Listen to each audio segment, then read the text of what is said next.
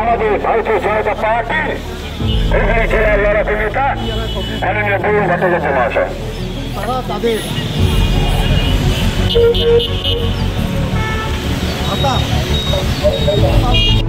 আজকে আমরা শুরু করছি আজকে সাধারণ মানুষকে রাজনৈতিক ইতিহাস তুলে দেওয়ার চক্রান্ত করা হচ্ছে।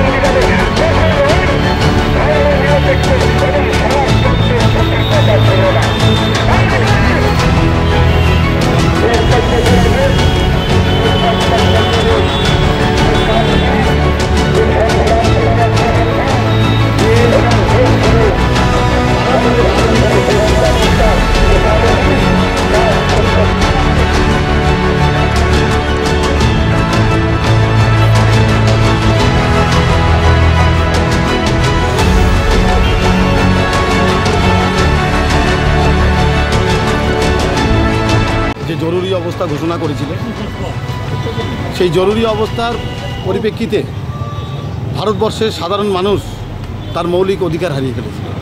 তো সেই কালো দিন এবং ভারতবাসীর যে মৌলিক অধিকার, বাক স্বাধীনতা, সমস্ত কিছু এই ইন্দিরা গান্ধী বা কংগ্রেস সরকার তারা হরণ করে নিয়েছিল। ঠিক তদ্রূপ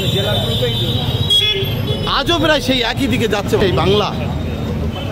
এই বাংলায় সাধারণ মানুষ তার মৌলিক অধিকার, গণতন্ত্রের যে নিজের বাক স্বাধীনতা হারিয়ে ফেলছে। সেই কালো অধ্যায়, সেই কংগ্রেসের যে কালো অধ্যায়, সেটা একদম একই সূত্রে গাঁথা এই বাংলার সরকার তৃণমূল কংগ্রেস।